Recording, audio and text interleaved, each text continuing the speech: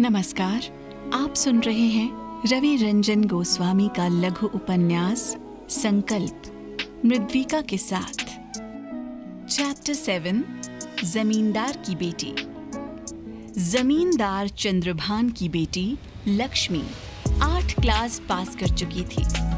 वो उसका ब्याह करने की सोचने लगे थे। लक्ष्मी से बड़ा एक बेटा था, उत्तम, जिसे पढ़ने उन्होंने शहर भेज दिया था। लक्ष्मी सुंदर और सुभाषिणी थी, साथ ही माँ का काम में हाथ बटाते हुए गृह कार्य भी सीख गई थी। कुछ दिनों पहले वे घोड़ा गाड़ी से झांसी में रानी लक्ष्मीबाई का किला घूमने गए थे। साथ में उसकी सहेली कला भी थी। वे किले में एक स्थान पर रखी कड़क बिजली नाम की तोप को देख रहे थे। तभी एक सुंदर नवयुवक आया और उसने कला से मुस्कुराते हुए पूछा, कला, तुम यहाँ किसके साथ आई हो? ये युवक बालकिशन था। वो कला का रिश्ते से भाई लगता था। कला ने सबका परिचय कराया। भैया, ये चंद्रा ताऊजी ताई जी, ये मेरी पक्की सहेली, इनकी बेटी लक्ष्मी है। कला ने बालकिशन की तरफ संकेत करके कहा, ये मेरे भाई हैं। बालकिशन ने दोनों हाथ जोड़कर सबको प्रणाम किया। लक्ष्मी ने मुग्ध भाव से उसको देखते हुए दोनों हाथ नमस्ते की मुद्रा में जोड़ दिए। फिर वे अपने अपने रास्ते चल दिए। उन चंद मिनटों की मुलाकात में लक्ष्मी के दिलो दिमाग में बालकिशन की छवि घर कर गई। बालकिशन सोते जागते उसके अस्तित्व का हिस्सा बन गया। वो चाहे अनचाहे उसके ख्यालों में आ ही जाता था, लेकिन अपने हृदय की अवस्था उसने किसी पर जाहिर नहीं की। जब कभी वो कला से किसी बहाने से बालकिशन का हाल पूछ लेती थी। बालकिशन के मन में भी उस जैसी लड़की से विवाह करने की इच्छा जागृत हो गई थी, किंतु वे अपनी अपनी मर्यादा में बंधे हुए थे। वैसे भी लक्ष्मी अपने आवेगों को पूर्ण रूप से नहीं समझती थी कि उसे कोई नाम दे सके। कुछ माह बाद कला की बड़ी बहन की शादी में बालकिशन और लक्ष्मी का पुनः आमना सामना हुआ। तब उनका परिचय कुछ आगे बढ़ा, किंतु तब भी उन्होंने विवाह के विषय में सोचने का साहस नहीं किया था। भविष्य कोई नहीं जानता था। चंद्रभान ने लक्ष्मी का विवाह एक पड़ोसी जागीरदार के बेटे कुंदन से तय कर दिया। कुंदन की आयु 30 वर्ष और लक्ष्मी की आयु लगभग 14 वर्ष थी। तत्कालीन समाज में बाल विवाह की प्रथा शेष थी। उसके अनुसार लक्ष्मी के विवाह में देर हो रही थी। लक्ष्मी के पिता के आमंत्रण पर कुंदन अपने परिवार और नाते रिश्तेदारों सहित जब लक्ष्मी को देखने आया, तब उसे देखकर लक्ष्मी का दिल बैठ गया। वो उसे रावण की तरह डरावना नजर आया था। उसका भरा हुआ बदन, बड़ी मूंछ, बड़ी बड़ी लालामी लिए आंखें, घर घराती सी भारी आवाज, माथे पर दाहिनी आंख के ऊपर चोट का निशान उसे डरावना बना रहे थे। लाल लाल आंखों से लगता था जैसे शराब पिए हो। वो वास्तव में पीता भी था। इस लड़की देखने के कार्यक्रम के दौरान लक्ष्मी ज्यादातर गुमसुम बैठी रही। कुंदन की माँ उससे कुछ पूछती, उसका संक्षेप में उत्तर देती और चुप हो जाती थी। कुंदन सिर्फ उसे घूरता रहा। उन लोगों का अच्छी तरह सत्कार किया गया और फिर वे चले गए। उनके जाने के बाद लक्ष्मी ने माँ से कहा, अम्मा, मुझे ब्याह नहीं करना। माँ ने अपने मुंह पर उंगली रखकर उसे चुप रहने का इशारा किया और फिर धीमे स्वर में बोली, धीरे बोल, तुम्हारे पिता सुन लेंगे तो गुस्सा करेंगे। फिर उसने लक्ष्मी से पूछा, ब्याह क्यों नहीं करना? लक्ष्मी की आंखें डबडबा गई थी। उसे अनायास विचार आया कि ब्याह का मतलब घर छूटना। वो माँ से बोली, तुम्हें छोड़कर जाने का मन नहीं है। लक्ष्मी की माँ का कलेजा भी पसीज गया। उसे लक्ष्मी के इनकार की दूसरी वजह का भी अंदाजा था। उसने लक्ष्मी से कहा, मैं तेरे पिताजी से कहूंगी कि तेरे ब्याह की जल्दबाजी ना करें। ऐसा कहते हुए उसने लक्ष्मी के सर पर हाथ फेरा और गृह कार्य में लग गई।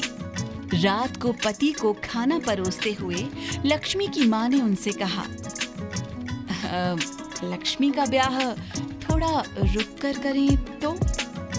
चंद्रभान ने कहा, लड़के वाले तैयार हैं तो फिर नेक काम में देरी क्यों करें? लक्ष्मी की माँ बोली, कुंदन की उम्र बहुत ज्यादा नहीं है। चंद्रभान ने कहा, बूढ़ा तो नहीं है, फिर अपनी लक्ष्मी भी 15वें साल में चल रही है, लड़के की उम्र 30 ही तो है। माँ ने हिम्मत करके कह ही दिया, लक्ष्मी संबंध से खुश नहीं लगती। किंतु चंद्रभान ने कहा, लक्ष्मी अभी ना समझ है, तुम उसे समझाओ, ये रिश्ता अच्छा है, धनी मानी लोग हैं, वो ससुराल में राज करेगी। किंतु न तो माँ लक्ष्मी को समझा पाई और न लक्ष्मी खुद को समझा पाई। किशोर अवस्था में कभी कल्पनाएं बड़ी सजीव सी लगती हैं। उसके मन में ये बात अपने आप आ गई कि बाल किशन उसे बचा सकता है। उसे ज्ञात था, पूजा के लिए फूलों की मालाएं बनाकर लाने वाली मालिन का लड़का किसी कार्य से अक्सर कूच जाता है। उसने दूसरे दिन मालिन से बात की। मालिन जब फूल देकर जाने लगी तो घर के दरवाजे के बाहर उसने उसे रोका और कहा, मालिन काकी, एक जरूरी चिट्ठी कोंच भिजवानी है। मालिन ने पूछा, कैसी चिट्ठी, किसे देनी है? लक्ष्मी ने कहा, चिट्ठी मास्टर बालकिशन को पहुंचानी है। मालिन ने सोचा, जागीरदार साहब के पास सेवकों की कोई कमी है क्या? फिर लक्ष्मी मुझसे क्यों कह रही है? वो बोली, बिटिया, हमें संकट में न डालो, तुम्हारे पिताजी के कारिंदों में से किसी से भिजवा दो। लक्ष्मी ने जब काफी अनुनय विनय किया तब वो मान गई। लक्ष्मी ने एक चिट्ठी लिख कर दी और उसे बालकिशन तक पहुंचाने को कहा। पते के नाम पर उसने उसे इतना बताया, वो वहाँ के प्राइमरी स्कूल में शिक्षक है। मालिन ने दूसरे दिन अपने बेटे लक्ष्मण को बंद लिफाफे में एक चिट्ठी दी और कहा, ये चंद्रभान जी की चिट्ठी है, कोई खास चिट्ठी है, कोंच में मास्टर बालकिशन को देना है। चिट्ठी बालकिशन तक पहुंच गई। बालकिशन ने चिट्ठी पढ़ी तो उसे अचानक से कुछ समझ में न आया।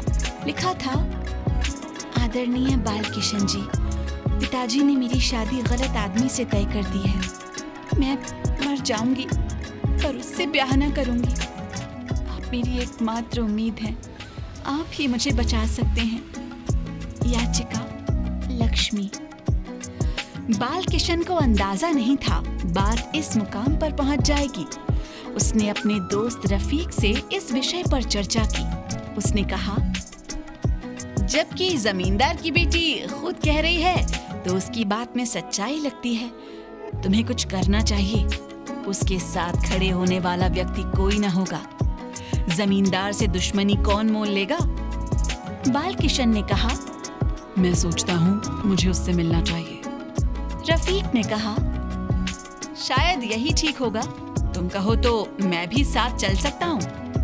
बालकिशन ने स्वीकृति में सिर हिलाया। दोनों दूसरे दिन सुबह जलपान करके तांगे से जालौन कला के यहाँ जा पहुँचे। कला के पिता रामेश्वर पंडित गोपीनाथ के चचेरे भाई थे। वे पुरोहित थे। वे उस समय पड़ोस में कथा वाचन करने गए थे। कला की माँ ने दोनों का स्वागत किया। कैसे हो बालकिशन, घर में सब ठीक हैं? बहुत दिनों बाद आए। फिर वो रफीक से बोली, तुम घोड़े को चारा दे दो, बाहर चबूतरे पर रखा है, मैं तुम लोगों के लिए जलपान तैयार करती हूँ। रफीक ने कहा, ठीक है चाची। वो बालकिशन के साथ पहले वहाँ आ चुका था, अतः वो उसे जानती थी। बालकिशन ने पूछा, चाची कला कहाँ है? चाची ने कहा, जागीरदार के घर गई है, अभी आ जाएगी। सुबह मालिन बुला ले गई थी कि लक्ष्मी ने बुलाया है। लक्ष्मी जागीरदार की बिटिया है, तुम उससे मिले तो हो? बालकिशन ने कहा, हाँ मैं जानता हूँ। तभी कला आ गई। वो उन दोनों को देखकर चौंक गई।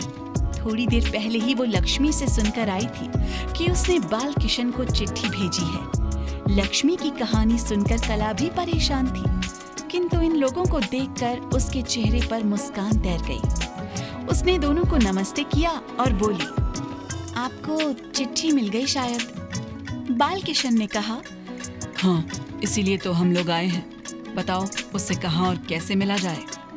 कला ने कहा, संयोगवश आज वो अभी थोड़ी देर में यहाँ आने वाली है। वो माँ से ऊनी स्वेटर बुनना सीख रही है। इस बीच कला की माँ ने उनको सूजी के हलवे और पापड़ का नाश्ता कराया। लक्ष्मी जब कला के घर पहुंची तो आश्चर्य में पड़ गई। उसे इतनी जल्दी बालकिशन से मिलने की कल्पना भी नहीं हुई थी। उसने बालकिशन और रफीक को हाथ जोड़कर प्रणाम किया, फिर अपने पत्र का ध्यान कर शर्मा गई और उसकी नजरें झुक गईं। रफीक ने स्थिति की नजाकत को समझते हुए थोड़ी देर के लिए वहां से हट जाना उचित समझा।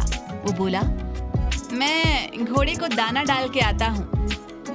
ऐसा कहकर वो घर से बाहर चला गया। कला वहीं बनी रही।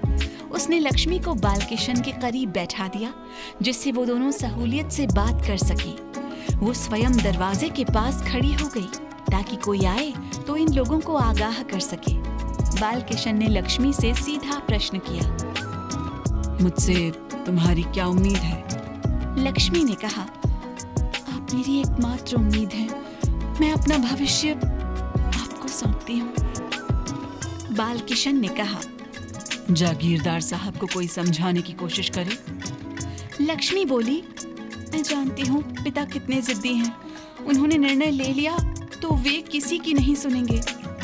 बालकिशन ने कहा, फिर तो सबसे पहले जरूरी है विवाह का जो समय निश्चित हो उस समय तुम कहीं चली जाओ।